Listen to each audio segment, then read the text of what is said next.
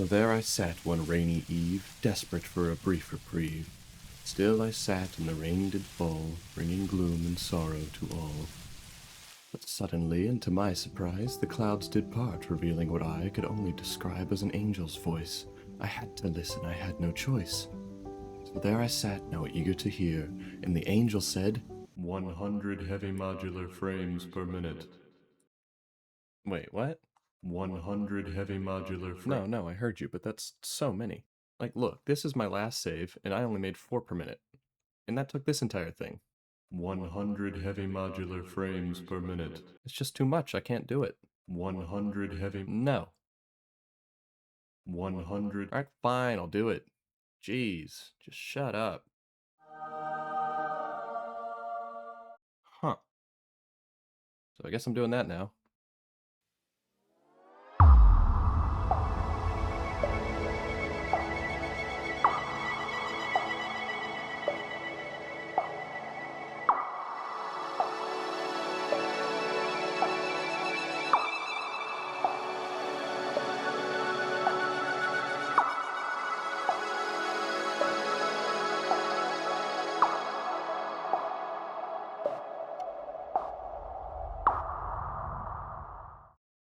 Heavy Modular Frames. For anyone who's played Satisfactory, you already know what a pain it is just to make one of these per minute. The screws, the steel, the high resource costs, they truly are the first real problem that most Satisfactory players run into. But here's the thing. I've looked ahead, and I know the insane number of these things I'm going to need for pretty much every late game part. So I decided I'm just going to make a lot of them now, so I don't have to worry about it later. And I thought that an even 100 should do, and it's gonna take 17,000 iron ingots. Okay, guess I should probably make a plan, right? One of the most important things I could figure out for this project first was the location. It was gonna require that I pretty much sacrifice a whole biome's worth of iron and limestone to it, and the only biomes that worked were the grass fields, northern forest, the swamp, the rocky desert, and the dune desert. I didn't want to put it in the grass fields because that's where my starter base is. The dune desert is where I want to put all my late game stuff, so I can't build it there. The northern forest is just too hilly for a project of this size, and the swamp is no good. So the rocky desert it is. Lots of iron, lots of limestone, and a whole ocean's worth of water right there. So I plan to build my factory near the coast and have conveyor lines sprawling across the biome, bringing back all of the resources to be processed.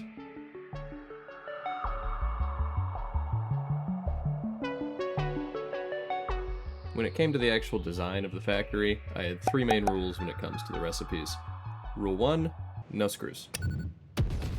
I have made these things before, and the worst part is always the screws, without fail. I showed this earlier, but in this save, I made 4 heavy modular frames per minute, and that took this many constructors just for screws. I would need to make 25 times this. No screws. Luckily for me, I was able to get rid of screws completely by using the heavy encased frame alternate and the stitched iron plate alternate. Side note, I would recommend everybody try to get these alternate recipes before making heavy modular frames. They actually really make life a whole lot easier. Rule 2 is to remove any unnecessary resources from the chain and prioritize using only iron and limestone. This is because these 2 resources are the most abundant on the map and are easy to get almost anywhere. This is where the iron pipe recipe comes in. Oh my god, use this recipe if you don't already. This one pretty much completely removes the need for you to make steel at all. You can use it to make the encased industrial beams using the cased industrial pipe recipe, the heavy modular frames, even the regular modular frames while you're at it. This recipe alone removed my need for coal from this entire thing. I also used the iron wire recipe for the stitched iron plates just so I wouldn't have to use any copper. So now all I need is iron, limestone, and water. And rule 3 was to use pure recipes. This includes the pure iron ingot recipe and the wet concrete recipe.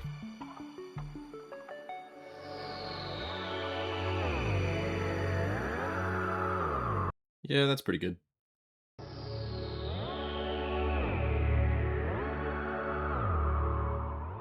As I was making this already massive factory, a funny little idea popped into my head. What if, instead of just making the heavy modular frames, I brought every resource from the rocky desert to this factory?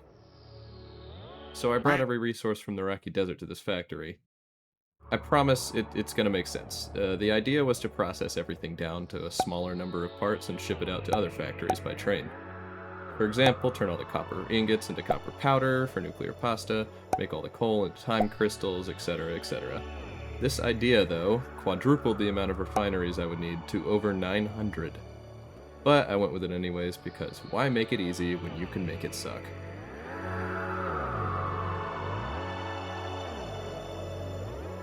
After all the planning and crunching numbers, it was finally time to get into the building.